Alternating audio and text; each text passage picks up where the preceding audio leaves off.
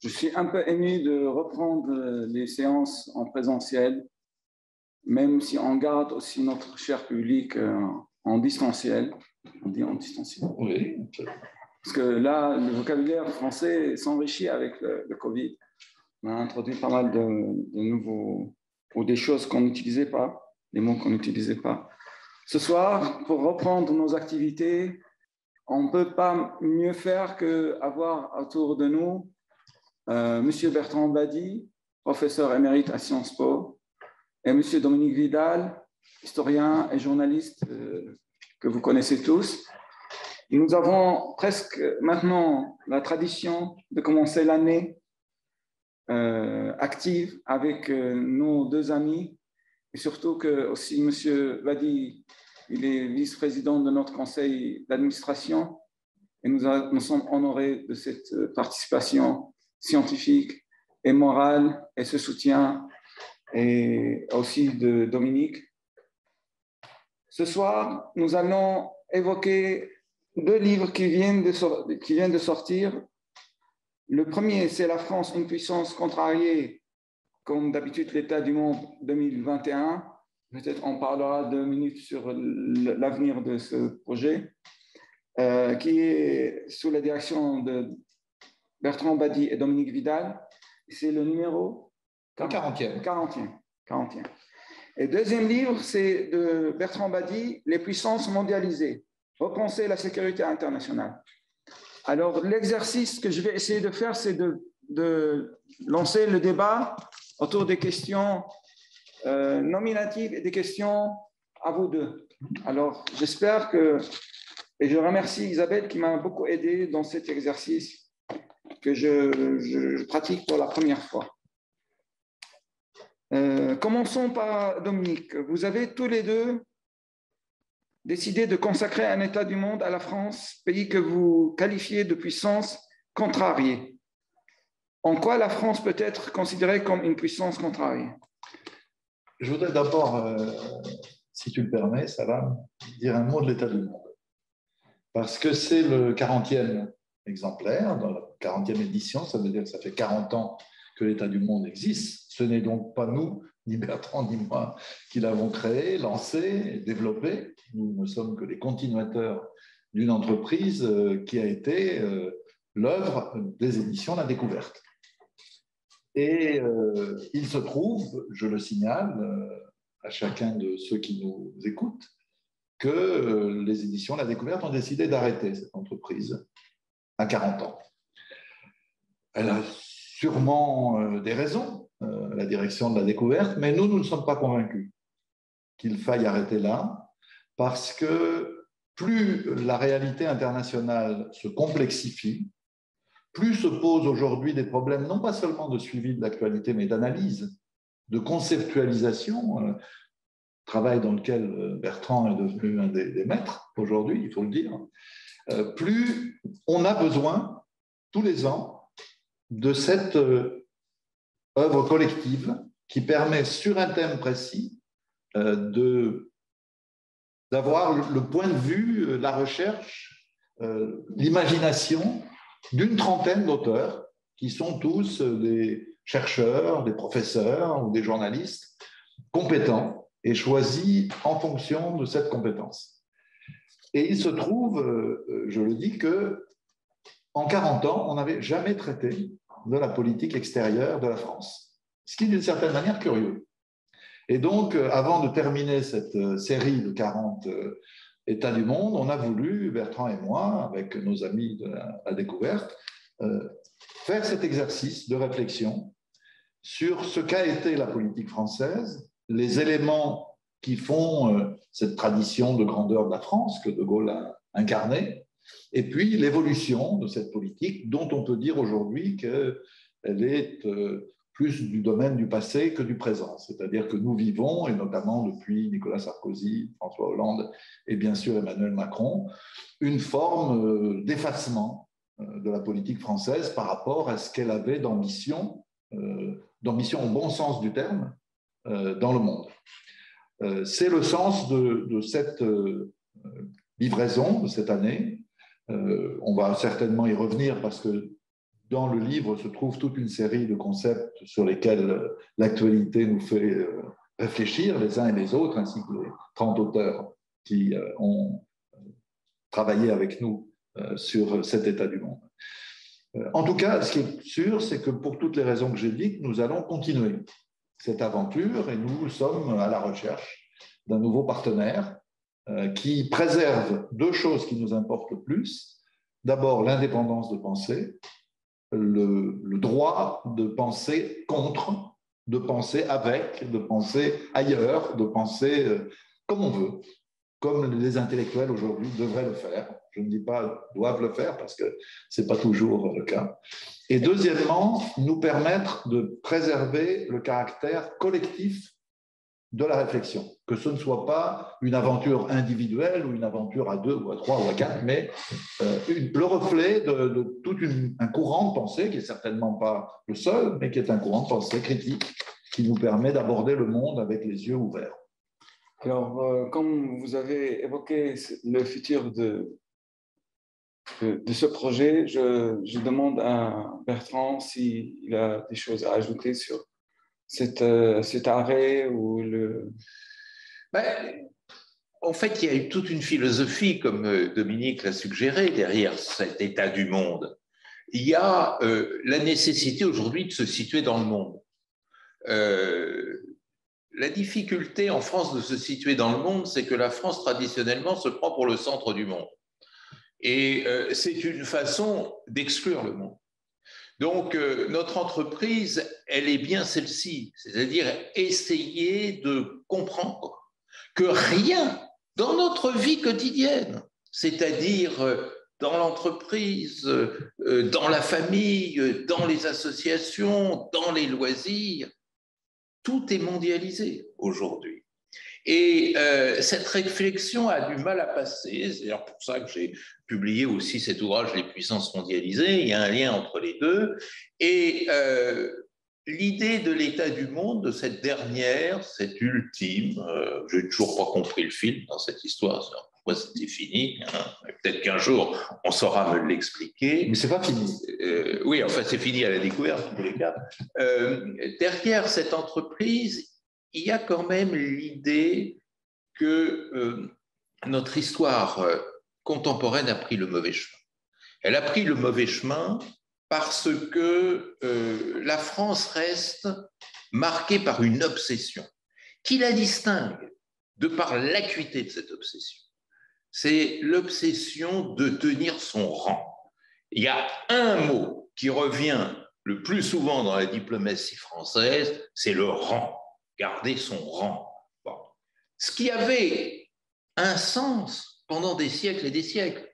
Parce que autrefois, quand on perdait son rang, on était immédiatement dominé par l'autre, qui lui avait gagné des places. Donc il y avait dans ce qu'on appelle le système westphalien une sorte de jeu olympique permanent. Le premier, le deuxième, le troisième. Et Louis XIV voulait être le premier, et Napoléon voulait être le premier, et les gens de la Troisième République voulaient être les premiers, etc.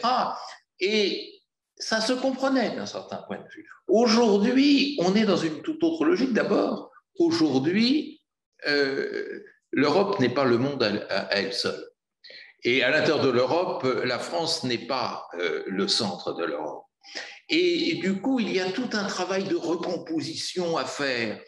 Cette recomposition, par exemple, est parfaitement illustrée par le fait que la France ne sait pas établir des relations avec les puissances émergentes. Alors, avec les Anglais, avec les Allemands, on sait faire parce qu'on sait comment se quereller, mais avec ces parvenus, ces nouveaux riches que sont les Chinois, les Indiens, les Brésiliens, peut-être les Turcs, les Indonésiens, etc., on ne sait pas faire. Et c'est grave parce que regardez où est le champ de bataille du monde aujourd'hui. Le champ de bataille du monde, il n'est plus en Europe. Et donc, ceux qui décident, ce ne sont plus les Européens ni les Nord-Américains. Le champ de bataille du monde, il est dans le Grand Moyen-Orient ou il est dans l'Afrique.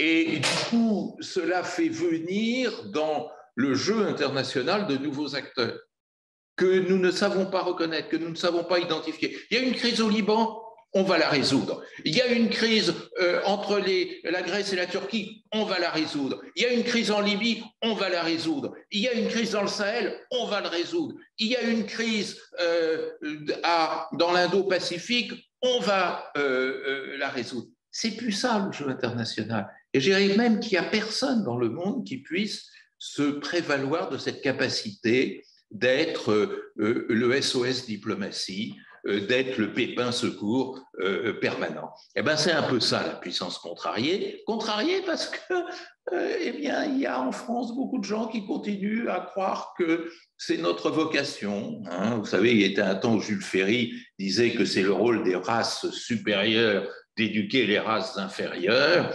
Bah, maintenant que les races inférieures vivent par elles-mêmes et quelquefois en plus de performance que nous, ben on a une sorte de vertige. Voilà. Et ben c'était là-dessus que nous voulions débattre. Alors, je ne reprends pas la question parce que je pense qu'on a eu la réponse à la puissance contrariée. Je reste avec toi, avec vous, Bertrand. Au dernier ouvrage paru chez Odile Jacob, La puissance mondialisée, porte également sur la puissance, mais il se focalise davantage sur ce que vous appelez les puissances mondialisées. Pourquoi avoir consacré 2 ouvrages à cette question de puissance? En quoi elle sera structurante du jeu international? Alors, j'avais fait en 2004 un ouvrage, je ne sais pas si c'est à celui-là que vous faites allusion, qui s'appelait L'impuissance de la puissance. Bah, je ne veux pas me flatter d'avoir écrit ce livre en 2004, mais j'avais compris qu'avec l'expédition en Irak, il y avait de mauvaises choses qui se préparaient et qui allaient relativiser le concept de puissance. Et le concept de puissance, c'est le concept fétiche des relations internationales. D'ailleurs, regardez les puissances, les grandes puissances, l'équilibre de puissance, le rapport de puissance, enfin, tout tournait autour de ça. Et puis, il y a eu les guerres de décolonisation. Les guerres de décolonisation, c'était à chaque fois le plus faible qui gagnait sur le plus puissant. Tiens, ça paraissait un peu bizarre. Et puis, il y a eu le Vietnam, 30 avril 1975. Je pense qu'on peut dire que le FNL était moins puissant que ne l'était l'armée américaine de l'époque.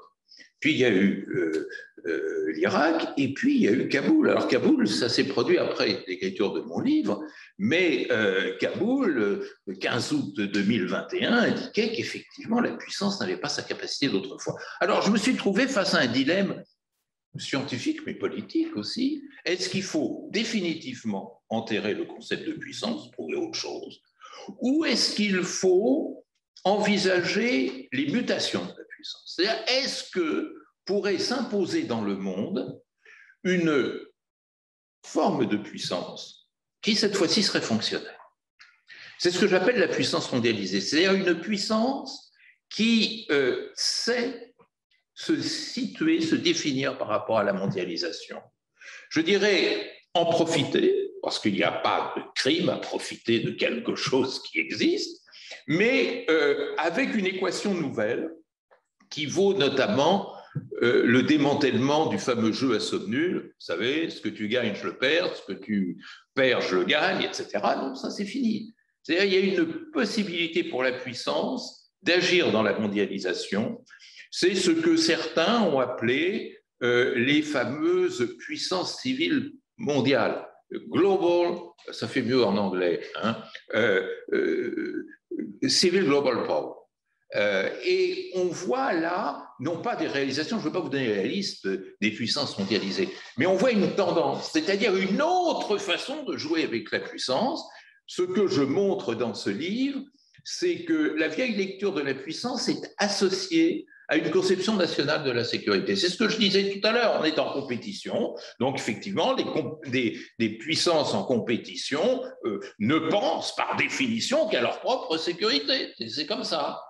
Et maintenant, qu'est-ce qui menace l'humanité? C'est plus le voisin, c'est même pas un stratège proche ou lointain, c'est pas un ennemi. Ce qui menace l'humanité, c'est la faim dans le monde, qui fait 10 millions de morts.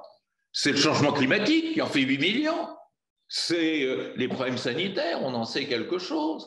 Mais le problème, c'est qu'il y a double peine. Il y a double peine parce que non seulement ces enjeux globaux sont les vraies menaces, vous savez que le terrorisme, c'est entre 10 000 et 40 000 morts par an, la faim dans le monde, c'est 10 millions. Donc non seulement ces menaces globales sont beaucoup plus létales que les anciennes menaces, mais il y a autre chose, c'est que ces menaces globales viennent alimenter les nouveaux conflits. C'est-à-dire, si vous regardez le Sahel, si vous regardez l'Afghanistan, bah, vous retrouvez l'insécurité climatique, l'insécurité environnementale, donc l'insécurité alimentaire, l'insécurité sanitaire, l'insécurité sociale, l'insécurité économique.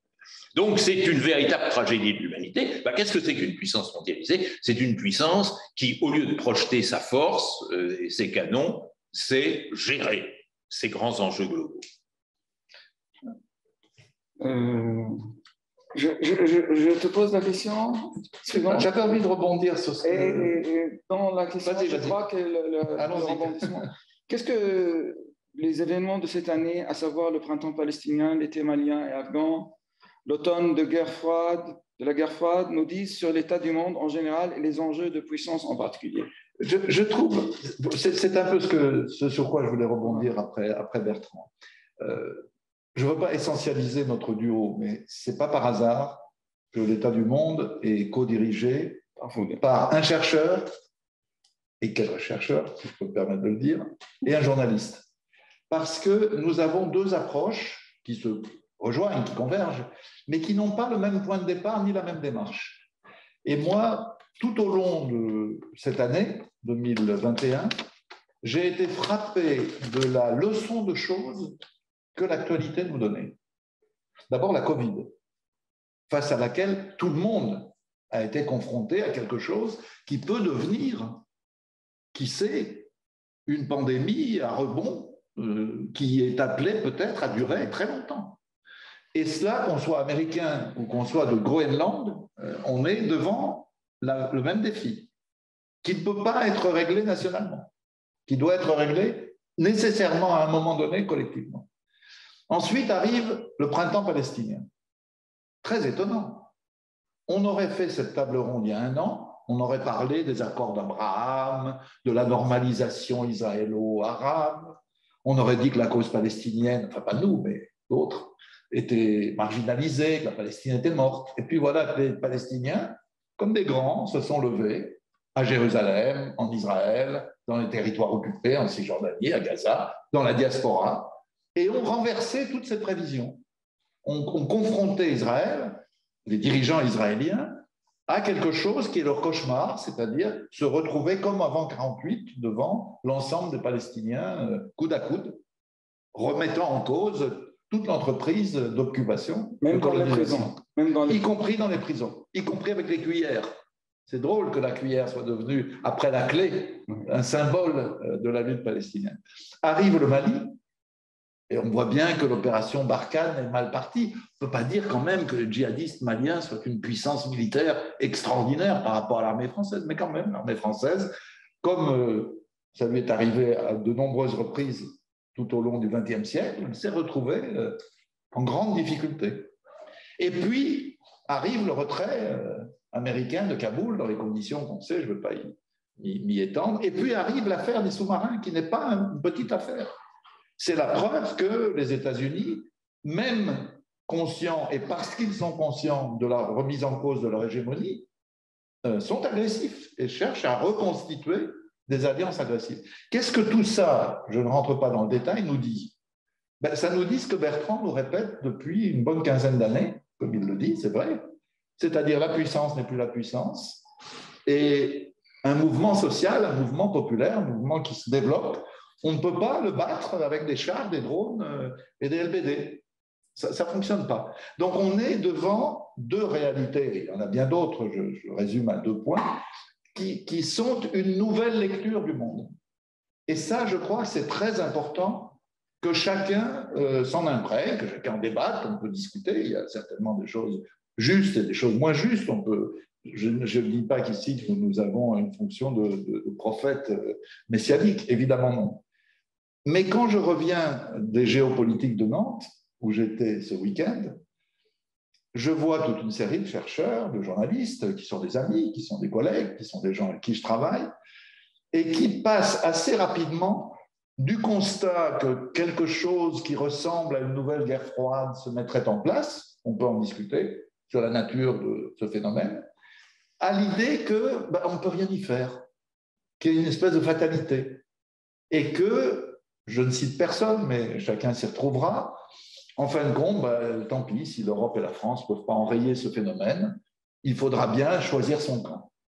Et je me dis, mais est-ce qu'ils ont vraiment réfléchi à toutes ces leçons-là de cette année et des années qui ont précédé? Est-ce qu'ils ont vraiment mesuré que nous sommes d'abord devant un danger réel pour la paix du monde, mais aussi devant une erreur d'analyse? Cette nouvelle stratégie américaine n'a pas plus de chances de réussir que les précédentes n'en ont eu en Irak et en Afghanistan.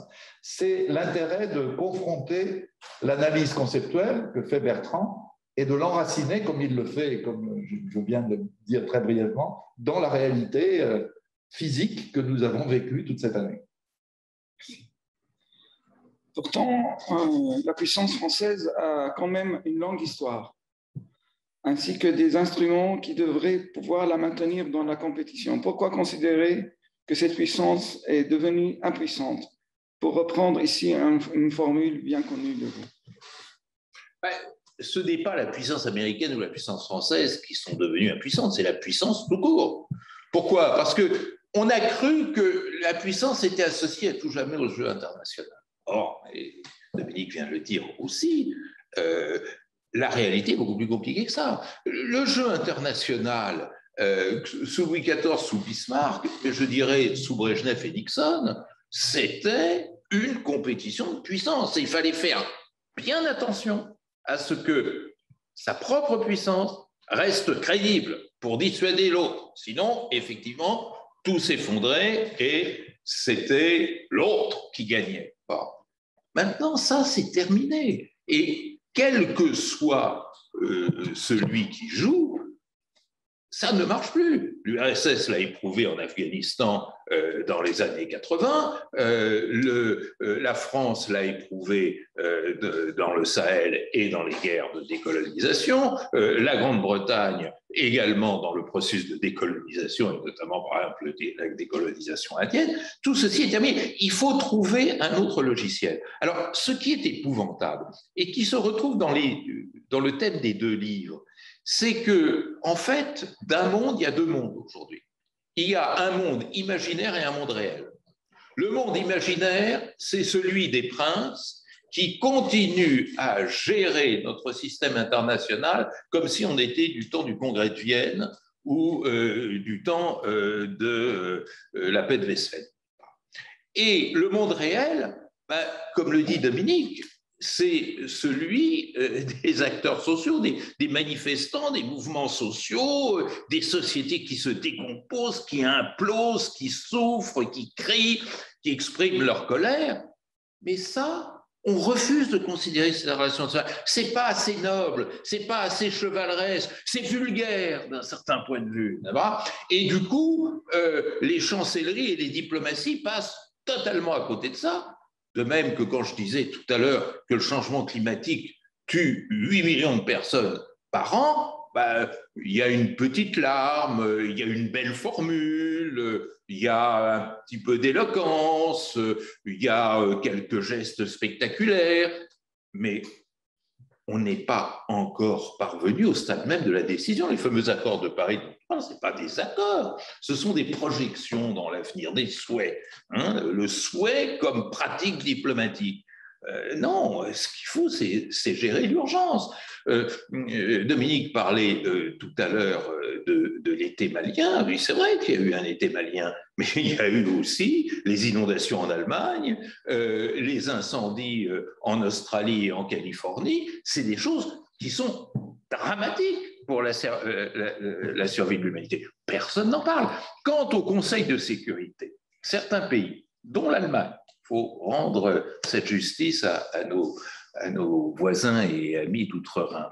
Angela Merkel en particulier. Et particulièrement Angela Merkel, je suis bien d'accord avec toi. Lorsque nos amis allemands ont porté la question climatique devant le Conseil de sécurité, comme membres non permanents qu'ils étaient, mais ils se sont fait honnir, ils se sont fait injurier par tous les délégués des membres permanents. Le plus extraordinaire, je le cite dans mon livre, étant M. Nebenzia, le délégué russe, qui dit « Mais parler de climat au Conseil de sécurité, c'est contre-productif ». Ah mais c'est extraordinaire. S'il y avait un prix Nobel de la bêtise, eh ben, il avait toutes ses chances, M. Nebenzia. Alors, je donne exprès l'exemple d'un Russe, parce qu'on a tendance à tirer sur les Chinois et les Américains, mais c'est pareil, mais c'est exactement pareil.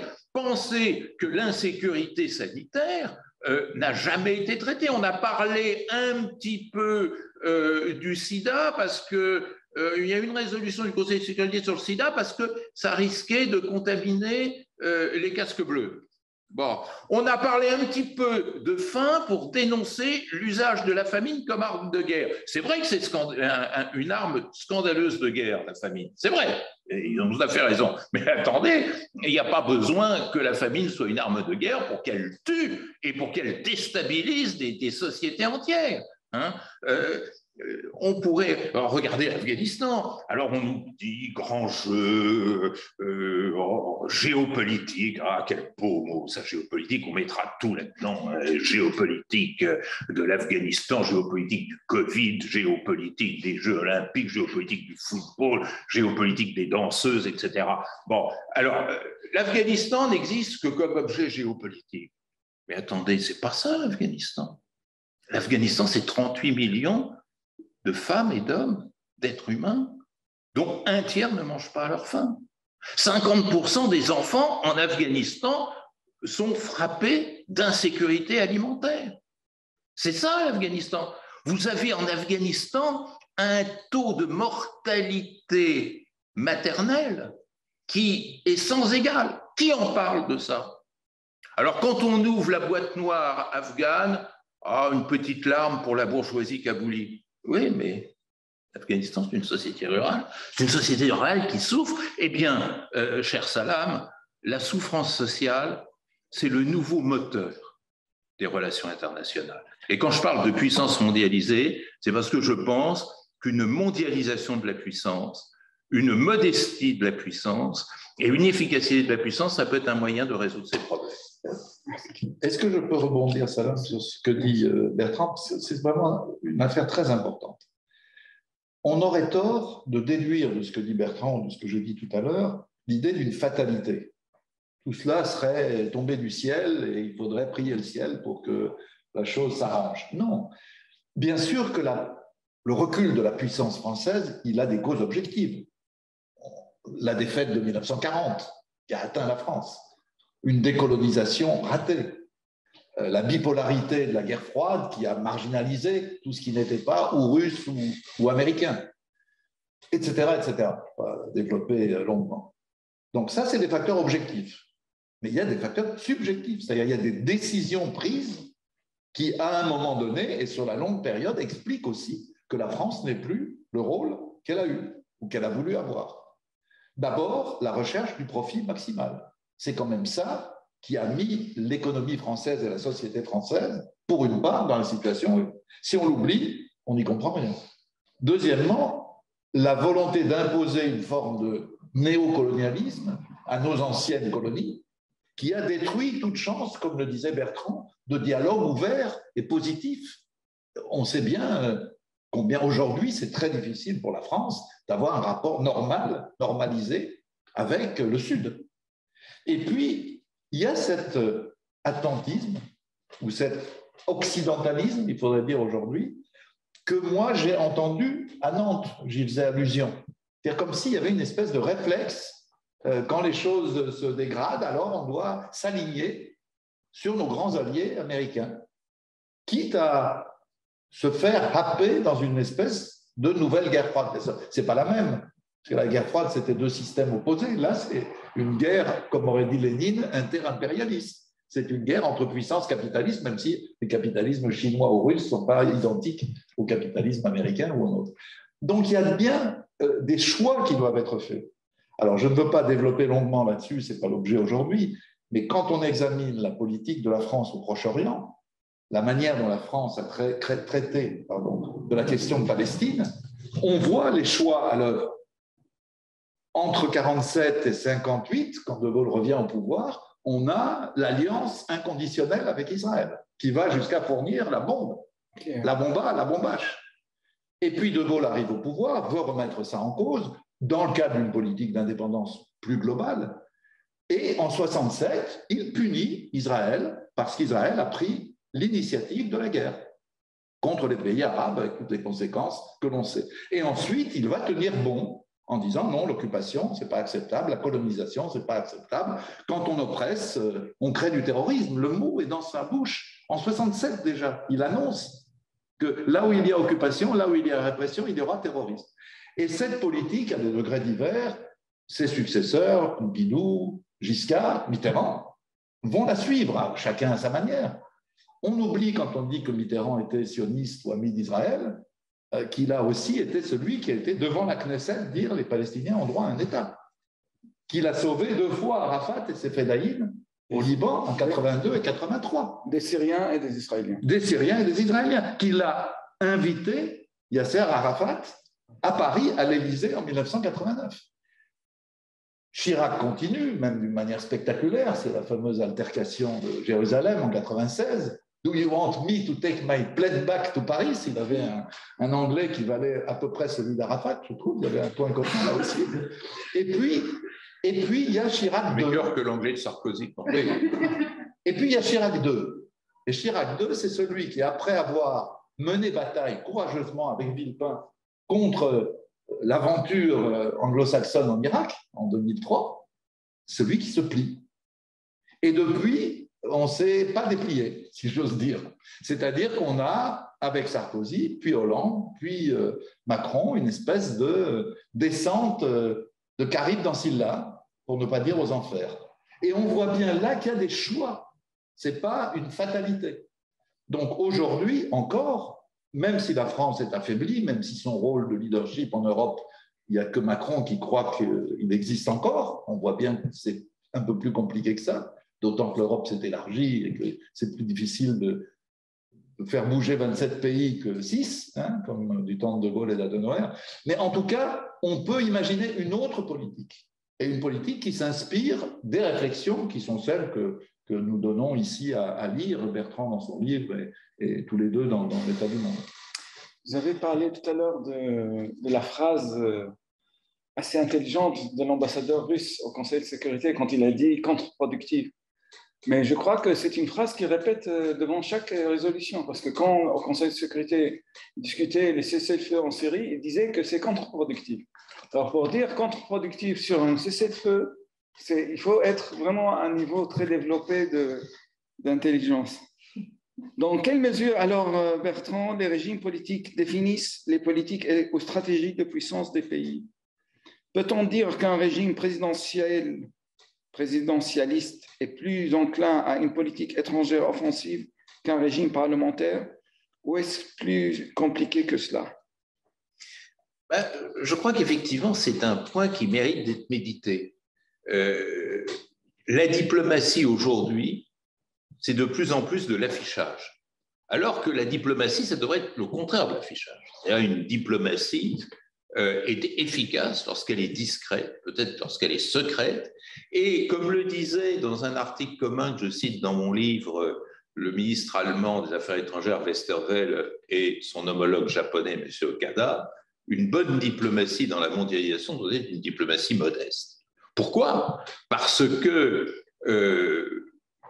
il n'est plus question, comme je disais tout à l'heure, de compétition de puissance, c'est-à-dire de match de catch, ou comme le disait Hobbes lui-même, de match de gladiateurs, mais il est question de gérer des interdépendances extraordinairement complexes et souvent conflictuelles. Je ne dis pas que la mondialisation fait primer les conflits, je dirais même au contraire. Mais les conflits aujourd'hui, c'est beaucoup plus compliqué qu'autrefois. Ce ne sont pas des chocs d'armées, ce sont des interpénétrations de toute une série d'insécurités dont on a parlé tout à l'heure.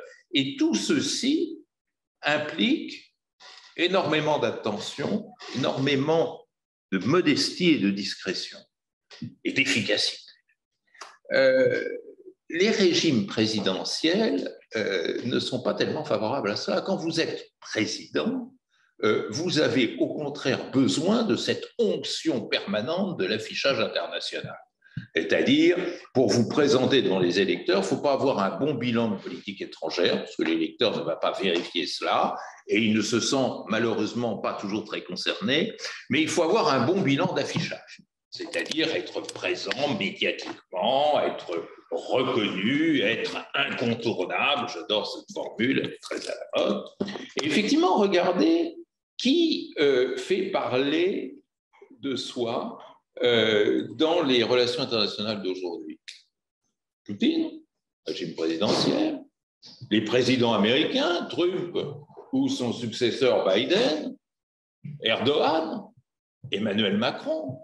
Alors que là où le régime n'est pas présidentiel, les diplomaties sont beaucoup plus discrètes. Qui connaît le nom du ministre des Affaires étrangères d'Allemagne? Qui connaît le nom du ministre des Affaires étrangères du Japon? Et pourtant, il y a une diplomatie allemande et une diplomatie japonaise qui, au total, sont plus efficaces que la diplomatie tonitruante, la diplomatie du mégaphone. C'est une catégorie, la diplomatie du mégaphone, c'est-à-dire dès qu'il se passe quelque chose dans le monde, eh bien, on prend le mégaphone et on parle au monde, et ça fait de l'effet sur les lecteurs, ah, quand même, etc. Ce n'est plus ça. Et de même, moi, je voudrais rendre hommage, je ne vais pas faire une émission sans rendre hommage aux Nations Unies. Pas à toutes les Nations Unies. Hein. Les Nations Unies, c'est devenu comme le cholestérol. Il y a les bonnes Nations Unies et les mauvaises Nations Unies. Les mauvaises Nations Unies, c'est le Conseil de sécurité, dont on voit en même temps l'inefficacité et le cynisme. On en a dit un mot tout à l'heure. Mais il ne faut pas oublier les bonnes Nations Unies. Les bonnes Nations Unies, c'est toutes ces agences qui font un travail extraordinaire, mais elles sont dans l'ombre parce qu'elles ne sont pas personnalisées. Le travail de la FAO, le PAM, qui a eu le prix Nobel de la paix, et il y a bonne raison de donner au PAM le prix Nobel de la paix. Programme alimentaire mondial. L'UNICEF, le commissariat aux réfugiés, et l'OMS, qui a réussi à éradiquer la variole en Afrique, il ne faut quand même pas l'oublier. Et l'ennui, c'est que cette diplomatie multilatérale est une diplomatie de l'ombre. Qui connaît le nom du directeur du PAM? Qui connaît le nom du directeur de l'UNICEF? Et même le secrétaire général. Bon, on a eu la chance d'avoir un très grand monsieur qui était Kofi Annan, qui a révolutionné la pensée en matière de sécurité, qui a quand même une certaine célébrité, mais quand cet homme est mort, en août 2018, il n'y a pas eu un secrétaire d'État français qui a été envoyé pour participer à ses obsèques, alors que quand Johnny Hallyday est mort, ne mêlons pas trop les dossiers. Et ses successeurs, critiqués, moqués, considérés comme des petites personnes, etc. Ben oui, mais il faut...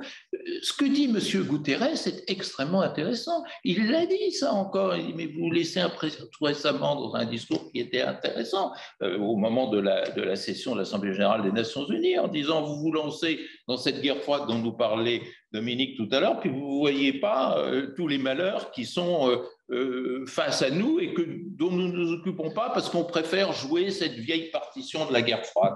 Ben, c'est ça, les relations internationales. Est-ce que je peux ajouter, je te bouscule, hein, non. Mais je trouve que c'est aussi l'idée qu'on avait, c'était moi je regarde l'heure juste pour d'éviter de faire deux conférences et plutôt dialoguer. Mais il y a une maladie française, je veux le dire parce qu'on en parle rarement. La maladie française, c'est l'arrogance. Et c'est une arrogance qui nous fait, j'en témoigne, j'ai quand même 70 ans, je me suis beaucoup baladé dans le monde, j'ai fait essentiellement du journalisme international, ça nous fait détester ou ridiculiser. Alors il y a l'arrogance d'État, que Macron incarne plus que tout autre. La manière dont il parle des pays étrangers, parfois on se demande s'il se prend pour Jupiter, vraiment, pas seulement à France Inter, à 17h, mais je veux dire, le reste du temps. Deuxièmement, il y a une arrogance des chercheurs et parfois des journalistes. J'en ai parlé à propos de Nantes, je pourrais en dire beaucoup. Quand j'entendais, je le dis juste au passage, à Nantes, des collègues, encore une fois, décrier à juste titre, le régime russe ou le régime chinois. Et Dieu sait qu'il y a à dire, et ce n'est pas des petites critiques. Quand on parle des Ouïghours ou quand on parle de la répression en Russie contre l'opposition, il y a beaucoup à dire. Mais enfin, il faut quand même regarder ce que nos régimes en Occident, notre Occident a fait. Les Américains ont quand même tué 2 millions de Vietnamiens pendant la guerre du Vietnam. Et nous, on en a tué à peu près autant, et d'Algériens pendant les guerres coloniales. Nos régimes, c'est des régimes où on tire avec des LBD et on détruit les yeux de plusieurs dizaines de Françaises et de Français. On arrache des mains. Mais vous savez ce qu'on en pense en Allemagne? Les Allemands disent, mais ils sont fous, ces Français. En Allemagne, le pire, c'est un canon à eau qui tire de l'eau sur les manifestants pour les disperser. Et puis, je vais aller jusqu'au bout, je sais que je suis dans un lieu où je peux le dire. Il y a aussi une arrogance militante. Je suis toujours frappé de la capacité qu'ont les militants de la solidarité avec le peuple palestinien, que je salue pour leur engagement, que je partage, à pouvoir décider ici, à Paris, s'il faut un État, 2 États, une confédération ou 10 000 États. Mais pourquoi? Nous nous battons pour un principe. Le principe, c'est l'égalité en droit de tous ceux qui vivent sur cette terre, qu'ils soient juifs, arabes, musulmans, chrétiens, juifs en termes de religion. Mais la forme institutionnelle de cette égalité en droit, c'est l'affaire des intéressés. C'est aux Palestiniens, c'est aux Israéliens qui sont d'accord pour donner aux Palestiniens le droit à l'autodétermination. C'est à eux de décider, pas à nous. Je veux dire, il faut arriver à rompre avec cet esprit d'arrogance qui annihile les meilleurs efforts, qui rend tout ce qu'on peut faire vain. C'est vraiment une question importante. Nous avons ce défaut, cette maladie française, et on a l'impression que quand les autres ne sont pas arrogants, ils sont trop modestes. Non, ils ont raison d'être modestes. C'est avec la modestie qu'on se fait entendre. Dans quelle mesure les régimes politiques définissent les politiques aux stratégies de puissance des pays? Peut-on dire qu'un... Je me répète. Pardon. Alors, comment l'actuelle position française dans la région du Moyen-Orient s'inscrit dans une vision historique plus longue de la diplomatie française dans cette partie du monde? Après la politique arabe de Chirac, le gaulo-mitterrandisme de Sarkozy et la politique du ventre mou sous Hollande, est-on aujourd'hui dans une politique de l'alliance stratégique avec Macron qui vise à la fois l'affirmation de la puissance, mais aussi et peut-être surtout une quête sécuritaire? Alors, vous touchez là du doigt 2 gros problèmes de relations internationales qui sont très très peu traités. Le premier, c'est quelle est la nature du regard que l'on peut et que l'on est en droit de porter sur les affaires des autres. C'est une question. Bon. Parce qu'on dit la politique arabe ou moyen-orientale de la France comme si c'était une évidence. Bon. Est-ce qu'il y a une politique guatémaltèque du Moyen-Orient? Est-ce qu'il y a une politique arabe de l'Uruguay? Est-ce qu'il y a une politique arabe du Botswana? Non. Derrière cette idée, j'allais dire ce fantasme, il y a un mot diabolique qui est employé à toutes les sauces diplomatiques françaises, qui est le mot responsabilité particulière. La France a une responsabilité particulière au Liban. Ah bon? Mais pourquoi? Pourquoi plus que le Danemark? Pourquoi plus que la Malaisie? Eh bien, agacés par cette question, les tenants de cette approche vont, sans se contrôler, répondre parce que l'histoire nous a amenés à jouer. Oui, le rôle de quoi? Le rôle toxique du dominateur et du tuteur. Il ne faut même pas oublier que le Liban est confronté à un problème qui dure depuis des décennies et des décennies, qui a été fabriqué par le général Gouraud. Alors, au nom de cette erreur, on a des responsabilités, même pas réparatrices, mais reconstitutrices, on dirait. Bon.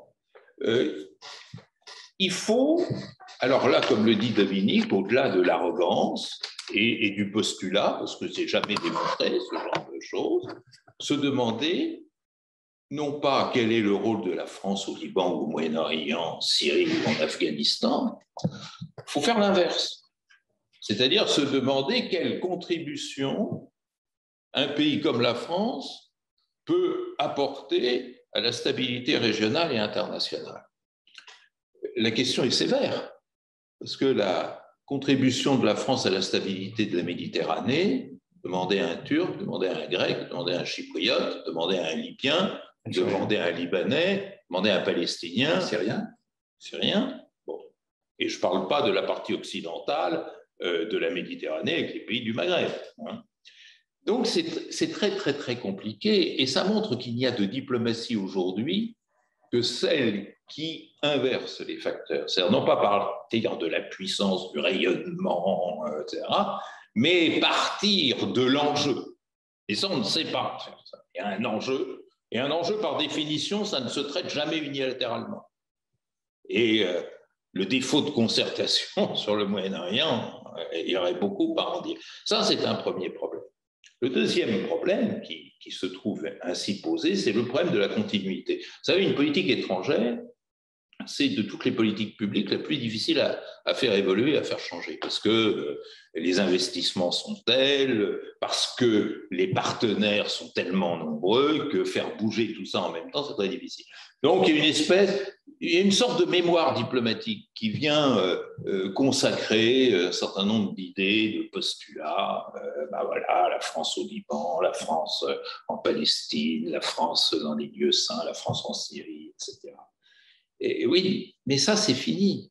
Ça, c'est fini aussi. C'est-à-dire qu'on ne peut pas construire une diplomatie sur la mémoire parce que les diplomaties ne sont plus singularisées. Et c'est là la force du multilatéralisme. C'est-à-dire, les diplomaties, elles n'ont d'efficacité aujourd'hui que non seulement si elles associent les autres États, mais surtout elles associent les acteurs locaux. Et ça a été le piège de Macron. Vous savez, on parle du piège de Thucydide, moi j'ai envie de parler du piège de Macron. Le piège de Macron, c'est quoi? C'est de dire, on va régler le problème libanais. Sauf que l'acteur le plus important au Liban, il n'est pas incarné. C'est les gens qui défilent dans la rue, c'est ceux qui expriment leur colère sociale. Ils n'ont pas de représentants, comme les Gilets jaunes n'avaient pas de représentants. C'est tout différent, mais enfin, ça relève de la même logique. Et ça, ça va être la difficulté des décennies qui sont devant nous. Maintenant, il va falloir faire entrer dans le jeu le social, ce que j'appelle l'intersocialité, les acteurs sociaux, les acteurs locaux. Ah, c'est pas seulement prendre le thé avec des diplomates que l'on connaît de longue date parce qu'on a fait Sciences Po ensemble, parce qu'on a fréquenté les mêmes clubs, les mêmes associations, parce qu'on a la même carte au Rotary Club, etc. C'est autre chose. Et ça, c'est une diplomatie, pour l'instant, qui reste à deviner. Juste avant de passer à Dominique, je regarde. On a 4 minutes parce que M. Badi doit nous quitter. Vous avez mentionné Gouraud, le général Gouraud. Juste pour l'anecdote et pour que ce soit connu par notre cher public, le régime syrien il a inventé un petit-fils à Gouraud qui a visité Damas et qui est passé à la télé syrienne pour s'excuser auprès des Syriens de ce qu'il a fait son grand-père, à savoir que Gouraud n'a pas de fils pour avoir un petit-fils. Alors, ça donnait l'idée à un écrivain français dont le nom m'échappe de publier un petit récit qui s'appelle « 3 idiots à Damas ». Parce qu'il y a un monsieur Gouraud, un journaliste qui écrit sur l'équitation, que les Syriens ont voulu présenter à leur public comme étant le petit-fils qui vient s'excuser. Alors, l'histoire... Il y a quand même un mot qui me manque dans notre débat, qui me paraît important personnellement, c'est le mot de courage. Parce qu'une politique extérieure, pour qu'elle soit forte, il faut qu'elle soit portée par des gens courageux. Quand De Gaulle, en 1967, décide que l'agression israélienne contre l'Égypte et les pays arabes voisins ne doit pas être acceptée, et qu'il décide l'embargo, qui à l'époque est quand même une décision incroyable. Il est courageux parce que tout le monde est pro-israélien à l'époque. Moi, je me souviens, j'avais 17 ans, je veux dire, on ne pouvait pas ouvrir la bouche à la Sorbonne pour dire, mais enfin, qui a attaqué? Pourquoi les Palestiniens vont être une fois de plus victimes? On ne pouvait pas. Il y avait une opinion publique, y compris parmi les gaullistes, qui était tout à fait hostile à ce que De Gaulle a fait. La politique que De Gaulle a menée, celle que Pompidou a menée, que Giscard a menée, que Mitterrand a menée, a éduqué les Français. Je le dis franchement, comme je le pense. petit à petit, les Français se sont rendus compte qu'au fond, De Gaulle avait raison. Il faut qu'Israël ait droit à l'existence, à la sécurité, mais il faut que ses voisins, et notamment les Palestiniens, aient droit à l'autodétermination. Et d'ailleurs, on a senti au fur et à mesure des décennies un désamour entre l'opinion française et Israël. Il y a eu Sabra et Shatila, qui a été un moment d'émotion intense. Il y a eu l'écrasement de la première intifada. Rabin a changé, mais Rabin, à l'époque, dit « break the bones », cassez-leur les os. Il est ministre de la Défense. Et puis, il y a les agressions successives contre Gaza. Donc, les Français changent. Et voilà le moment que choisit François Hollande pour découvrir qu'il aura toujours un chant d'amour pour Israël et pour ses dirigeants. Il va dire ça à Netanyahou chez lui, à la maison. Mais à l'époque, que disent les Français? On a un sondage de l'IFOP très intéressant, c'est le 80e anniversaire, le 70e anniversaire, pardon, de l'État d'Israël. Que disent les Français? 57% disent « nous avons une mauvaise image d'Israël », 69% disent « nous avons une mauvaise image du sionisme » et 71% disent « nous considérons qu'Israël porte le gros de la responsabilité de l'impasse de la question de Palestine aujourd'hui ». Alors quand on a une opinion comme ça et qu'on va clamer son amour pour Israël et pour ses dirigeants, il y a un problème d'absence de courage.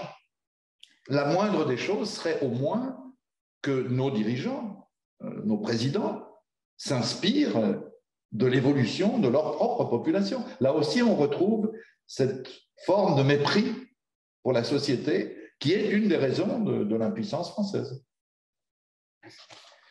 Il y a deux questions pour Bertrand Dadier. Je ne sais pas si on a le temps de les poser. Donnez-moi les deux et puis je vais répondre, bien entendu. Il y en a une qui nous vient de Facebook, de Fodiem Samira, qui voudrait, donc ça concerne l'Algérie. Il demande: que pensez-vous de Macron qui déclare publiquement qu'il ferait tout pour aider le régime illégitime imposé par les généraux, ce qui revient donc à dire qu'il ferait tout contre les revendications légitimes du peuple algérien. Et une deuxième question qui concerne la socialité dont vous avez parlé. Est-ce que vous pourriez donner des exemples concrets comment on peut faire entrer le social dans le jeu politique? Mais il n'y a pas besoin de le faire entrer. Il s'y est installé. Il l'a fait tout seul. Moi, quand je parle d'intersocialité, c'est pour faire un constat beaucoup plus qu'exprimer un vœu.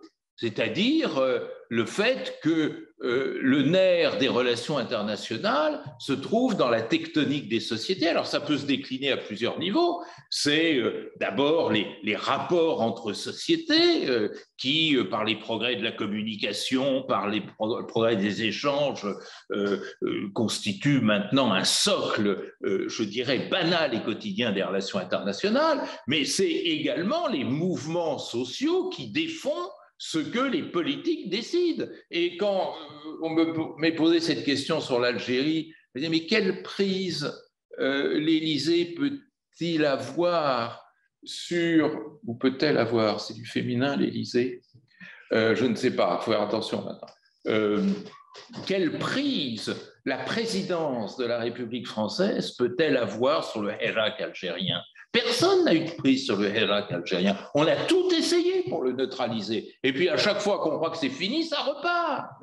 Or, au Liban, c'est exactement la même chose. Mais je dirais, l'Europe n'est pas épargnée. L'Amérique latine en a été profondément marquée.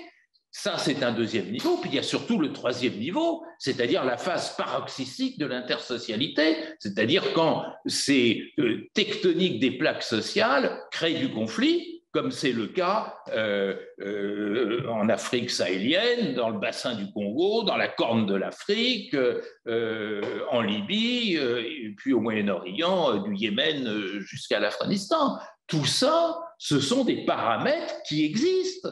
Alors, là où je rejoins peut-être notre interpellateur ou interpellatrice, c'est pour dire qu'une bonne diplomatie doit savoir réagir à cela, c'est-à-dire toucher la société.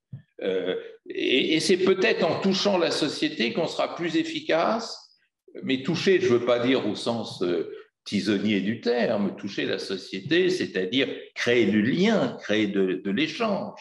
Vous savez, fondamentalement, si on ne faisait que de l'échange humain, le monde serait plus humain. C'est ainsi. Bon. Et c'est peut-être une solution. Et puis surtout qu'on donne à manger à ceux qui ont faim, qu'on soigne ceux qui souffrent, que l'on protège ceux qui sont agressés par le climat, que l'on aide ceux qui sont victimes de pauvreté. Je vous assure que le monde se portera alors beaucoup mieux. C'est infiniment plus important pour la paix du monde que des sous-marins américains ou français livrés à l'Australie qui ne servent à rien, sauf évidemment à créer des emplois. Ça, c'est certain. Merci beaucoup. Je vais être obligé de vous quitter. Je vous prie nos auditrices et nos auditeurs de m'en excuser, mais c'est hélas pour moi un impératif. Vous allez continuer le débat, mais je voulais aussi vous remercier de m'avoir accueilli. Merci beaucoup. À bientôt. Bonsoir.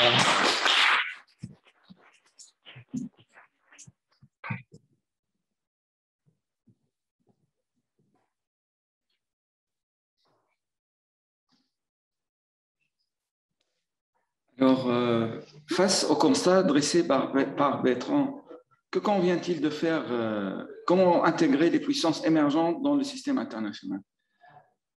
Je crois que ce qu'a dit Bertrand, peut-être il aurait pu le développer plus longuement si on avait eu la chance de l'avoir plus longtemps avec nous, c'est que l'objectif de sécurité globale, et quand il dit sécurité globale, c'est très concret, hein, ce n'est pas des concepts, c'est la sécurité alimentaire, c'est la sécurité sanitaire, c'est la sécurité pour les femmes et les jeunes filles d'être protégées contre les violences sexuelles, qui sont aussi des armes de guerre. C'est l'ensemble des éléments de la sécurité. Tout cela, je le disais tout à l'heure d'un mot, mais Bertrand le dit beaucoup mieux et beaucoup plus longuement et de manière argumentée dans son livre, que je conseille vraiment de lire, hein, qui est tout à fait remarquable. Ce sont des problèmes qui sont posés à l'ensemble de la planète. Personne ne peut avoir la prétention, même la France, qui en a beaucoup, à résoudre seul ou par petits groupes ces problèmes. Ces problèmes sont globaux.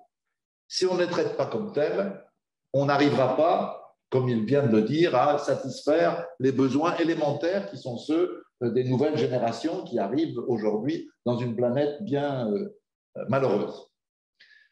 Qu'est-ce que ça veut dire? Ça veut dire que l'ensemble de l'architecture internationale doit changer, à commencer par l'ONU. On ne peut plus avoir une ONU qui fonctionne comme si le monde était encore dominé par 5 puissances victorieuses de la Deuxième Guerre mondiale. C'était évidemment très important qu'elles soient victorieuses dans la Seconde Guerre mondiale. Ma famille leur doit la vie. Mon père est revenu d'Auschwitz, aussi grâce aux Soviétiques qui se sont battus, notamment à Stalingrad et ailleurs, aussi aux Américains qui vous ont aidés, aussi à la résistance française. Bref, ces puissances, personne ne va leur enlever l'honneur qui a été le leur de libérer le monde du fascisme et du nazisme. Mais ça n'autorise pas ces 5 puissances à décider qu'elles dirigent le monde toutes seules aujourd'hui.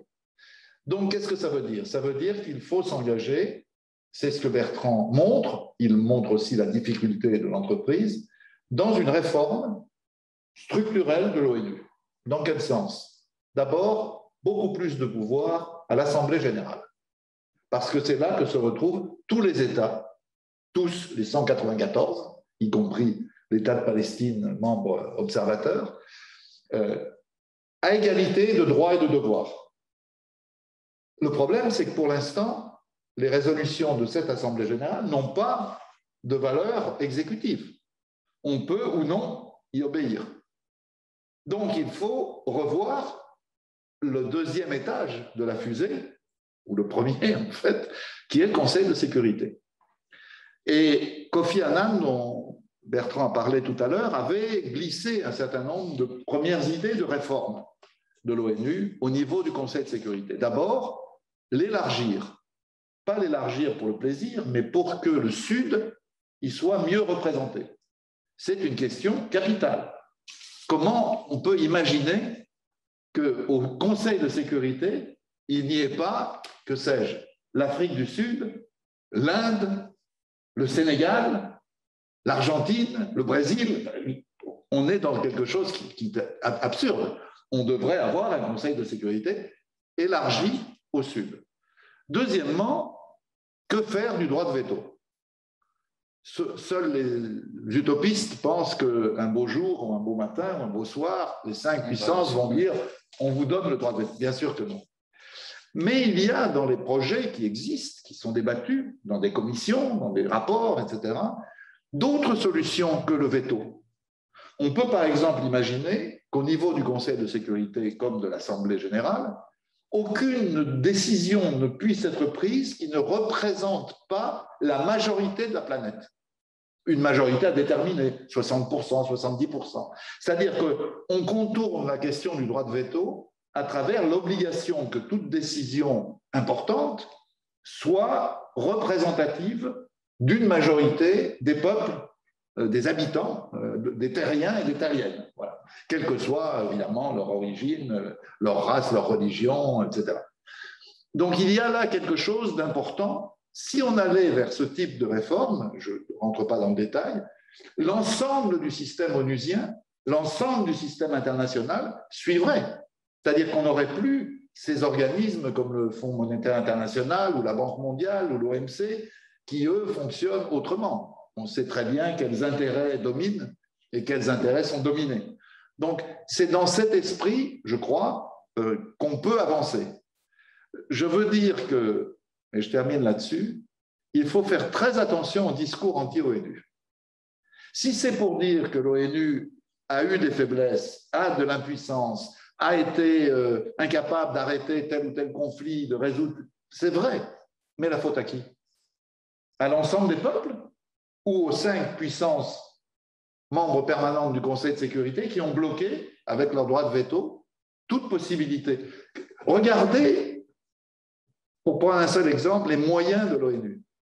Est-ce que tu sais, Salam, combien il y a de fonctionnaires à l'ONU au total, de salaires payés par l'ONU?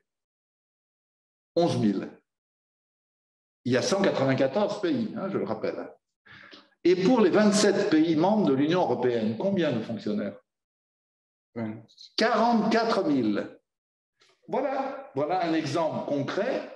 Il ne suffit pas de démocratiser, de rendre plus représentatif, il faut aussi que l'ONU ait des moyens, y compris des moyens pour pouvoir intervenir militairement lorsqu'il le faut, lorsque une majorité suffisante se dégage à l'échelle planétaire pour arrêter des conflits. Ce n'est pas normal qu'un conflit comme celui de la Syrie, que tu connais bien, ou du Yémen, que nous connaissons aussi avec d'autres amis, bref, que des conflits sans fin fassent des centaines et des centaines de milliers de morts sans que personne ne bouge le petit doigt, ou plus exactement, sans que M. Le Drian ne vende des armes à l'Arabie saoudite qui servent à ces conflits, quoi qu'on en dise, etc. Face aux diverses performances de puissance devenues en quelque sorte le nouvel sport favori des acteurs dans l'espace mondial, avec tous les risques de dérive que cela comporte, que peut-on encore attendre de la paix? C'est une question presque philosophique, plus que politique en réalité, que Bertrand traite très longuement dans son livre et qui est aussi présent bien sûr dans notre travail de l'état du monde sur la puissance française.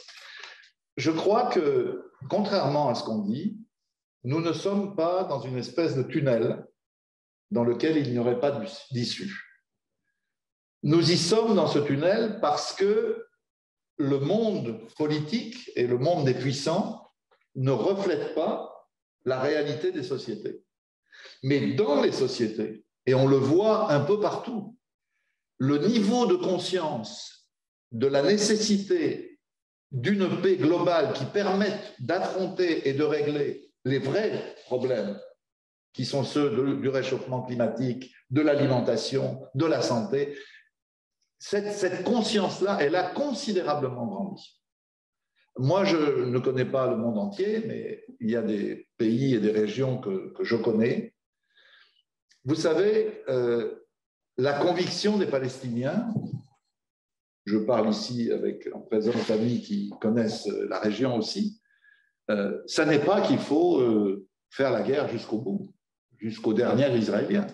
La conviction des Palestiniens, c'est qu'il faut imposer tous ensemble, pas eux tout seuls, avec notre aide bien sûr, avec l'aide de la communauté internationale, les conditions d'une paix conforme au droit. C'est-à-dire que les Palestiniens aient le droit à l'autodétermination, quelle qu'en soit la forme. Une paix juste, comme on dit. Mais quand on regarde du côté israélien, évidemment que ça ne s'exprime pas dans les dernières élections. Et pour cause, parce qu'il n'y a pas d'alternative. Il n'y a pas de force politique porteuse d'une paix juste. Donc, comme partout, la nature a horreur du vide, et j'ai l'impression que ce n'est pas seulement le cas de la population israélienne, j'ai l'impression qu'en France, on a le même type de problème, et dans beaucoup d'autres pays.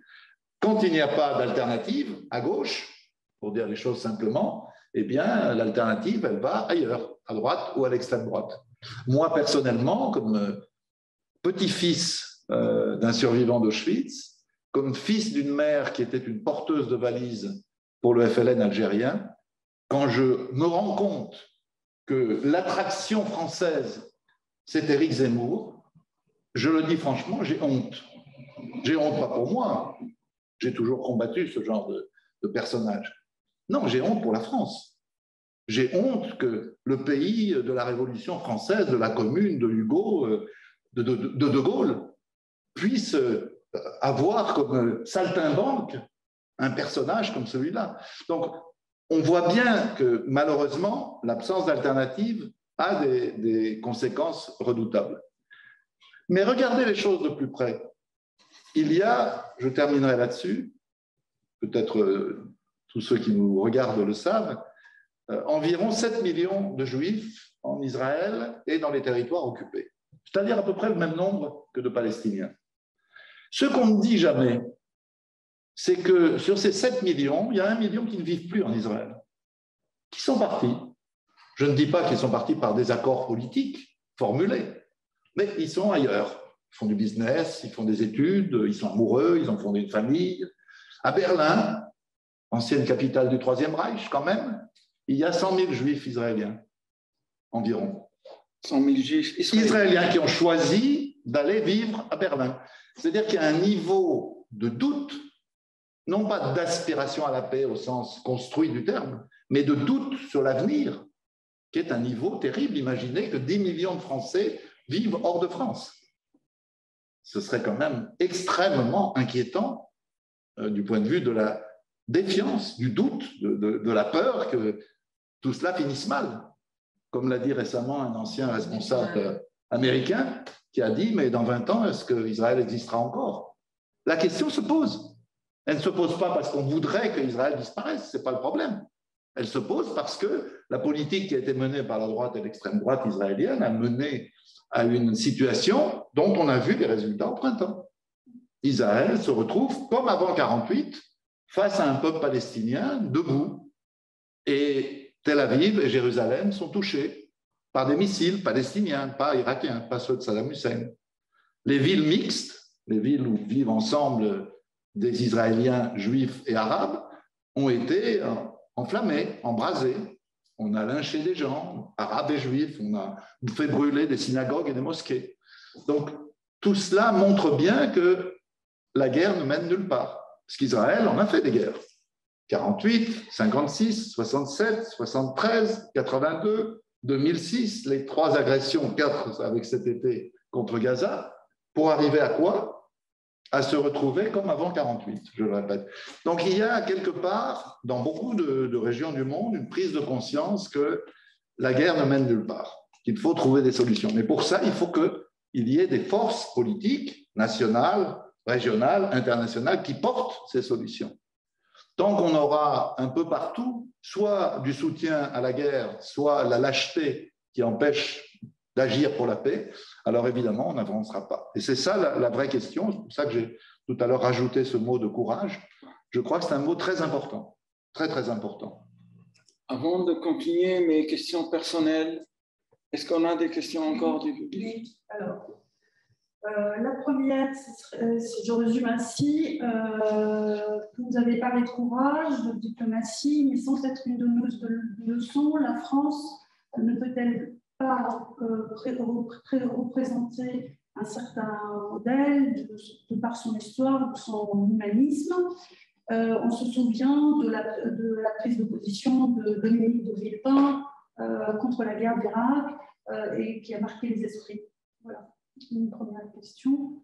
Vous lis la deuxième également. Si tu peux parler plus fort pour que ça capte. Voilà. La France a soutenu l'Arménie contre l'Azerbaïdjan, malgré son rôle de médiateur dans le conflit de Karabakh. Ceci l'a disqualifié dans le processus de médiation. Est-ce l'échec de la diplomatie ou le triomphe du clientélisme ou du communautarisme en France? Mais... Il y a une troisième. Oui, mais allez-y, bien sûr, bien sûr. Une troisième question qui nous vient de Facebook de Walid Sakr. J'aimerais bien interroger M. Vidal sur l'influence d'une affaire judiciaire sur l'état de la sécurité internationale et son évolution. Le dossier de Georges Abdallah prouve-t-il l'impuissance ou la puissance de l'État français devant la pression américano-israélienne? La responsabilité particulière de la France peut se définir seulement dans l'orbite des intérêts français et loin de toute configuration morale de son action diplomatique. Dans tous ces dossiers, que je ne vais pas traiter dans le détail, je n'en suis pas spécialiste pour ce qui est de l'Arménie et du Karabakh et de l'Azerbaïdjan, je préfère, moi, que chacun travaille sur les dossiers qu'il connaît. Ma grand-mère avait une très belle formule que j'adore répéter. Elle disait « Il vaut mieux se taire et avoir l'air bête que parler et prouver qu'on l'est ». Donc, je vais suivre son enseignement. Ce qui est commun dans les trois questions, c'est qu'il y a un problème de courage, donc, je l'ai dit, mais aussi de cohérence. Ce qui fait problème dans la politique française, par exemple au Proche-Orient, de toute évidence dans l'affaire de Georges Ibrahim Abdallah, bien sûr, et au Karabakh, je crois, c'est l'absence de cohérence. Et on ne peut pas, en même temps, se revendiquer du gaulo-mitterrandisme, ça n'a pas été défini tout à l'heure, mais c'est une formule qu'a inventée, je crois, même je le sais, Hubert Védrine, et qui voulait dire qu'on garde ce qu'il y avait de positif dans la démarche d'une politique équilibrée, défenseuse du droit d'Israël à la sécurité, mais aussi du droit des Palestiniens et des peuples arabes à l'autodétermination et à la sécurité, tels que De Gaulle et Mitterrand, chacun à sa manière, les avaient développés. Mais on ne peut pas faire ça et en même temps, comme je l'ai dit, rentrer dans l'OTAN, comme Nicolas Sarkozy a décidé de le faire, c'est-à-dire faire le chemin inverse que le général de Gaulle avait fait pour sortir la France de tout alignement. Je ne peux pas dire que la France était hostile aux États-Unis. Quand il y a eu la crise de Cuba ou celle de Berlin, de Gaulle était aux côtés de ses alliés américains, bien sûr. Mais il n'était pas aligné. Donc il avait la possibilité de développer une politique autonome, indépendante, et il l'a fait en reconnaissant la Chine populaire, en dénonçant l'agression américaine au Vietnam, en faisant un accord avec l'Allemagne de réconciliation avec le chancelier Adenauer, etc., etc. Il y a tout un chemin d'indépendance qui a été contredit à plusieurs reprises, et je ne reviens pas sur les amours de François Hollande pour Israël et pour ses dirigeants. Donc là, on a un problème de cohérence. Cette cohérence va plus loin quand il s'agit du président de la République actuelle. Je dois dire que je ne comprends pas. Et quand je dis je ne comprends pas, ce n'est pas une formule de style, c'est je ne comprends pas. Comment le même Emmanuel Macron, lorsqu'il était candidat à la présidence de la République, pouvait faire la déclaration qu'il a faite à Alger sur la colonisation, crime contre l'humanité, et l'entendre depuis en rajouter sur Marine Le Pen, sur Éric Zemmour, sur Ciotti, bref, sur tous ceux qui courent derrière la petite marionnette qui s'appelle Éric Zemmour. Là, je ne comprends pas. Je ne comprends pas comment le même homme, c'est un homme politique, moi je ne suis qu'un journaliste, mais lui c'est un président de la République, il a été candidat, il a été élu, il veut être réélu, paraît-il, enfin, je crois. Il y a quelque chose qui ne va pas. Alors j'ai bien compris que certains ont plus le sens que d'autres de l'autocritique et ont peur que trop d'autocritique nuise, que ce soit mauvais pour l'image de la France. Alors je pose à Emmanuel Macron cette question simple. Je ne compare pas les situations, mais par certains points, elles sont comparables. Lorsque Willy Brandt, le chancelier d'Allemagne fédérale, va à Varsovie et s'agenouille, je dis bien s'agenouille, il y a même une expression en allemand qui veut dire la tomber à genoux, hein, c'est un mot, un substantif, devant le monument des morts de Varsovie et de son ghetto. C'est bon ou c'est mauvais pour l'image de l'Allemagne? Ça permet ou non aux Allemands de réfléchir à ce qu'a été la politique des dirigeants nazis et aux conséquences qu'elle a eues pour l'ensemble des peuples d'Europe, y compris pour le peuple allemand d'ailleurs. Voilà, moi je ne comprends pas, pour dire les choses clairement, que la France ne soit pas capable, comme l'Allemagne l'a été, avec un passif qui n'est quand même pas à la hauteur, à la dimension de l'horreur de ce qu'a été le génocide nazi. Je parle du génocide global, je ne parle pas que des Juifs, je parle des Juifs, des Tziganes, des malades mentaux, des Slaves, des élites polonaises, des Soviétiques, 28 millions de morts en Union soviétique, 28 millions. Hein. Pourquoi nous, on n'est pas capable de dire ce qu'on a fait en Indochine, c'est pas bien, ce qu'on a fait en Algérie, c'est pas bien? On peut s'excuser, pas seulement auprès des harkis. J'ai rien contre le fait qu'on s'excuse auprès des harkis. La France est très mal conduite avec les harkis, qui eux-mêmes étaient très mal conduits avec leur propre peuple. Mais pourquoi s'arrêter aux harkis? On pourrait avoir une démarche. Vous voyez, il y a un problème de cohérence. Alors, dans le cas de Georges Ibrahim Abdallah, c'est bien plus grave que ça. C'est comment la France peut se permettre de ne pas respecter ses propres lois, sa propre justice. Georges Ibrahim Abdallah n'a rien à faire en prison. On peut penser ce qu'on veut de ce qu'il a fait, ce n'est pas le problème. Il ne devrait pas être en prison. Il n'y a aucune raison qu'il soit encore en prison. La France bafoue ses propres lois. C'est la même chose, puisque vous me lancez, je me lance, lorsque j'attends toujours, 15 jours après, la réaction du ministre de l'Intérieur, Gérald Darmanin, à l'annonce qu'il existe en France un fichier des, entre guillemets, islamo-gauchistes, dont il se trouve que je fais partie, pas des islamo-gauchistes, du fichier, comme des centaines d'autres journalistes, personnalités, professeurs, etc. Mais depuis quand est-ce qu'un ministre de l'Intérieur accepte sans dire mot, je ne parle même pas de sanctions, je parle de dire quelque chose, qu'on constitue en France des fichiers de ce type? Est-ce qu'il est toujours en ligne? Ah non, il a été retiré, évidemment, mais les gens qui ont fait ce fichier tombent sous le coup de la loi. Non seulement le site aurait dû être suspendu, je ne parle pas de ce qu'il y a dedans, je parle d'arrêter le site, mais il faudrait aussi arrêter et mettre en examen ceux qui ont fait ce site. La dernière fois qu'on a fait un fichier de ce genre, je le dis parce que c'est la vérité, visiblement, Gérald Darmanin a un problème avec les Juifs et avec l'antisémitisme, visiblement. Parce que le dernier fichier de ce type, c'était le fichier juif.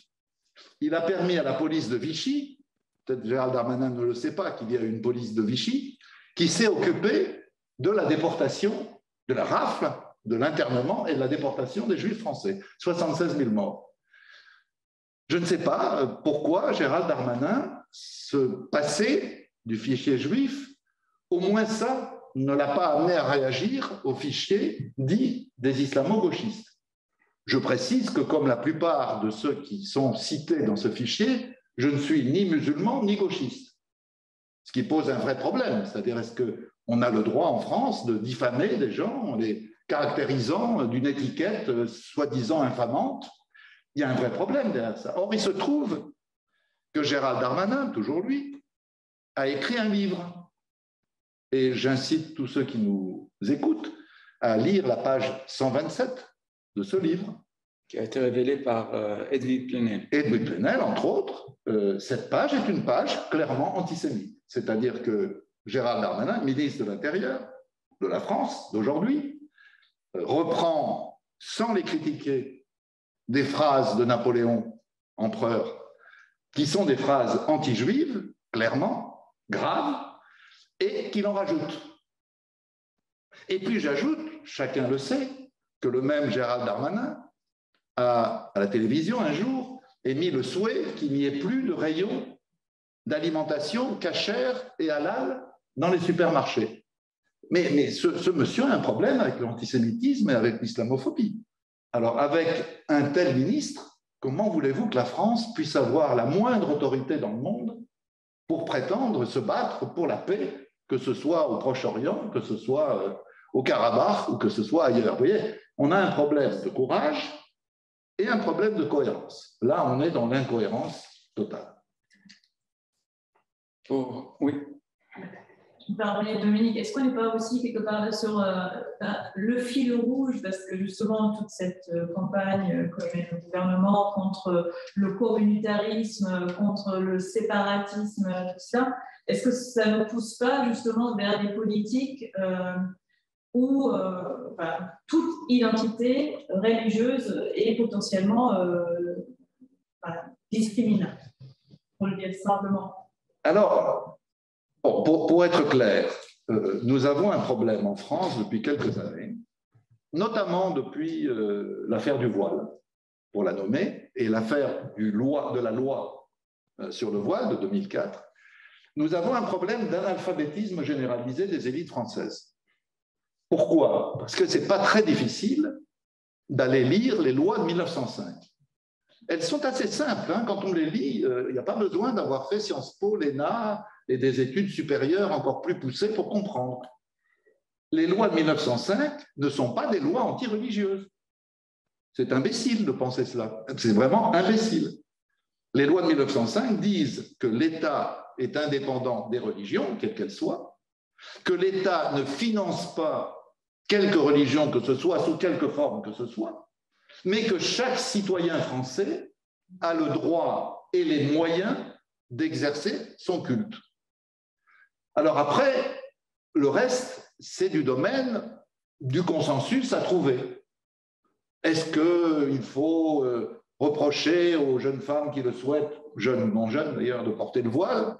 Est-ce qu'il faut demander aux juifs de ne pas porter la kippa? Est-ce qu'on demande, vous voyez, aux sikhs de ne pas... On peut discuter de tout ça, mais ça n'a rien à voir avec la loi de 1905. C'est une question de pratique. Et moi, personnellement, ça m'est complètement égal, comme citoyen français, que les gens portent ce qu'ils veulent porter, du moment que ce ne sont pas des symboles agressifs. Si quelqu'un porte une croix gammée, si quelqu'un porte le signe du mouvement OAS, de l'Organisation Armée Secrète ou du mouvement Occident, c'est agressif. Ni le voile, ni la kippa, ni le turban des sikhs, ni tout autre signe religieux ne me pose de problème. En tout cas, le problème n'est pas dans ces pratiques. Le problème, il est d'appliquer les lois de 1905. Il y a un débat qui est un débat un peu plus compliqué. C'est est-ce que la religion est seulement du domaine de la vie privée? Ça, la loi ne le dit absolument pas. C'est-à-dire, si on parle en termes légaux, ça n'est pas la loi. La loi ne dit pas les gens doivent prier ou manifester leur foi chez eux et pas dehors.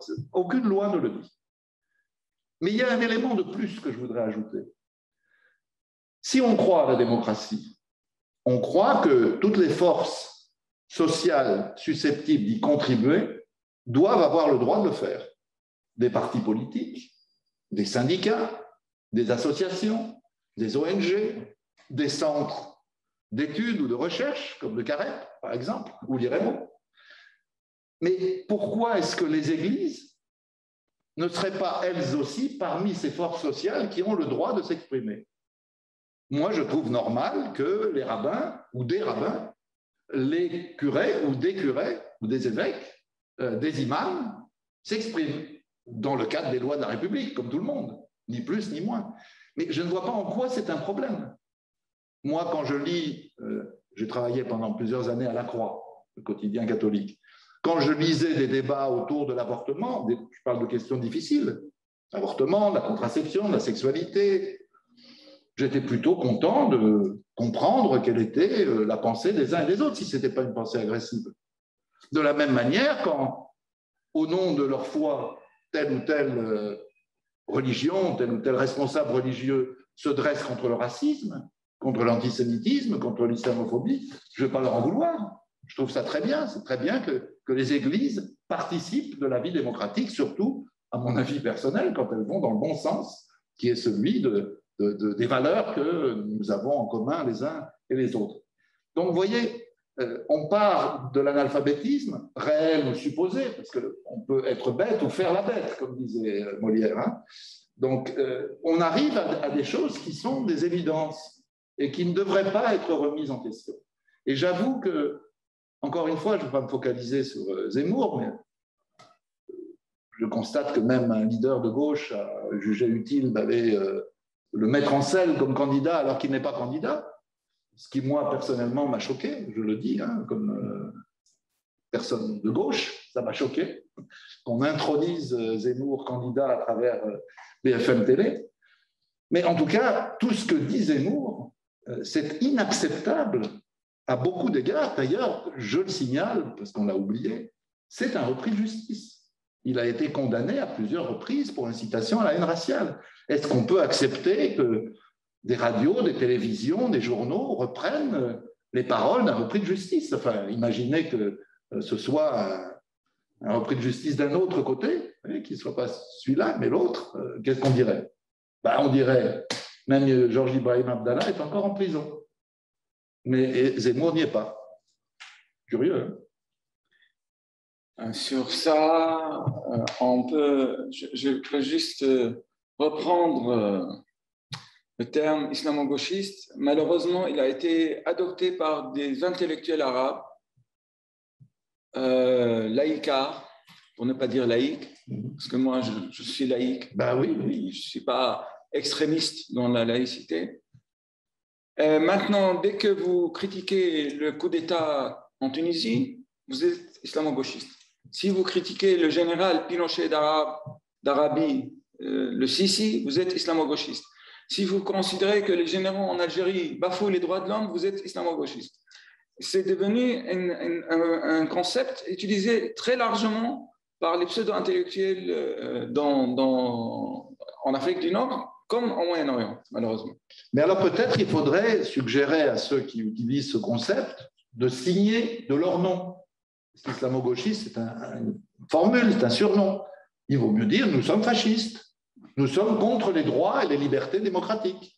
Donc nous approuvons le maréchal Sissi, puisqu'il fait régner l'ordre de l'armée égyptienne avec les méthodes que l'on sait, y compris la torture généralisée dans les commissariats pour des gens qui n'ont pas fait grand-chose. Et l'assassinat des chercheurs étrangers. L'assassinat de chercheurs étrangers. On peut considérer que les généraux algériens sont des modèles de démocratie depuis fort longtemps, parce que ça dure depuis un moment que l'armée est au pouvoir et avec les méthodes que l'on sait en Algérie. On peut considérer que les pouvoirs spéciaux votés à un président tunisien, c'est marrant, les pouvoirs spéciaux, quand c'était Guy Mollet, les mêmes trouvaient ça scandaleux, à juste titre, et aujourd'hui, quand c'est le président tunisien, on trouve ça formidable.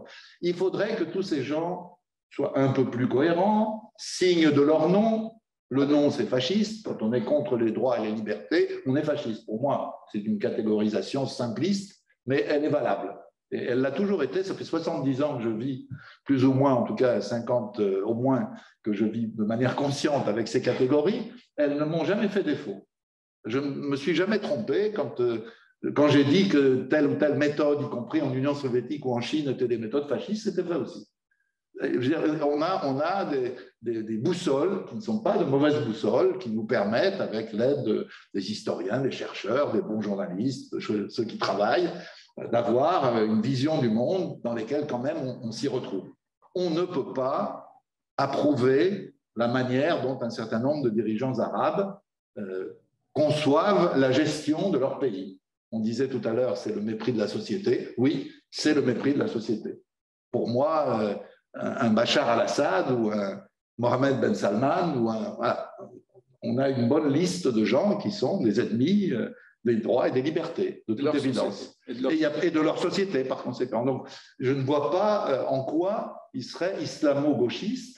Quel rapport, d'ailleurs, avec le gauchisme et l'islam, en l'occurrence. Pas besoin d'être musulman ou d'être gauchiste, maoïste, pour défendre les libertés. Pour défendre les libertés, heureusement, parce que sinon, il n'y a pas grand monde pour les... Je veux dire, c'est pas sérieux, quoi. Non, il faut que le débat en France retrouve un minimum de sérénité, de sérieux, qu'on discute de choses importantes. Moi, personnellement, je suis germaniste, si je peux parler un tout petit peu de moi. Je suis un germaniste première langue, c'est la première langue étrangère que j'ai apprise, c'est l'allemand, ce qui, compte tenu de ce que j'ai dit tout à l'heure de mon passé, pas familial et du passé de mon père en particulier, n'a pas l'allure d'une coïncidence, c'est-à-dire que mon père et beaucoup de gens dans ma famille pensaient qu'il fallait, après la guerre, trouver le chemin de la réconciliation, non pas évidemment avec les responsables de la guerre et du génocide, mais avec le peuple allemand, avec la société allemande, parce que l'Europe est ainsi faite que les Allemands, ça compte, les Français aussi, les Anglais aussi, etc., etc. Et donc, je suis germaniste première langue, je suis de très près la réalité allemande. J'ai été très fier pour eux, pas pour nous, hélas, mais pour eux, que dans une campagne électorale extrêmement vigoureuse, parce que le destin de l'Allemagne après 16 ans de Merkel était en jeu et que ce n'était pas du tout évident qui allait gagner, c'est d'ailleurs toujours pas évident quel gouvernement on aura, mais les Allemands ont fait preuve d'une maturité extraordinaire. Personne n'a prononcé le mot islam. Je ne le dis pas comme une formule. J'ai un ami qui est correspondant de RFI à Berlin depuis presque 30 ans, eh bien, il m'a dit, nous n'avons pas entendu le mot islam. Et le mot immigration, à peine. À peine. Voilà un peuple qui s'est égaré il y a bien longtemps, mais qui aujourd'hui a retrouvé une manière sensée de faire de la politique. Je suis très fier pour eux et très honteux pour nous. Merci beaucoup, Dominique. Merci pour notre cher public qui nous suit par Zoom. Merci pour le public qui a pris la peine de venir ici en personne. On va continuer à faire ou bien des webinaires ou en hybride. Ça dépend de la situation sanitaire et de la disponibilité de nos intervenants. La semaine prochaine, on va avoir... Je te laisse prononcer le nom parce que je me trompe chaque fois. Nicolas Puig, pour parler du rap palestinien dans les camps du Liban, mardi prochain. Sinon, en fin de semaine, nous avons les 2 tables rondes sur les urbanités du monde arabe, les 2 derniers jours de la semaine. Alors, j'invite le public à aller sur le site et regarder un peu les annonces pour avoir plus de détails et s'inscrire sur Zoom ou venir en présentiel. Au centre. Merci encore, Dominique. Merci à toi de nous avoir invités. Voilà. J'espère à une prochaine fois avec un ouvrage ou un sujet qui attire un peu, parce que toujours c'est passionnant d'échanger avec toi. Et moi, j'ai pensé quand tu as terminé à une question qui m'a été posée par un étudiant que je respecte beaucoup, mais qui m'a posé une question qui lui provient de son entourage. Il m'a dit, est-ce qu'on ne peut pas dire que la colonisation française a été inspirée par la nécessité de civiliser le monde ailleurs? Et moi, j'ai cru que c'était une blague, mais en fin de compte, je me suis rendu compte que ça lui a été dit par un de nos collègues au sein de la même faculté. Il s'appelle pas Fillon, bien sûr. Il faut une extraordinaire naïveté pour tenir des propos pareils. Chacun sait que la colonisation française ou britannique, ou espagnole, ou portugaise, ou américaine, ou danoise, ou au Groenland, ou arabe, elle a eu pour but d'enrichir ces pays sur le dos des colonies qu'ils avaient conquises et qu'ils exploitaient.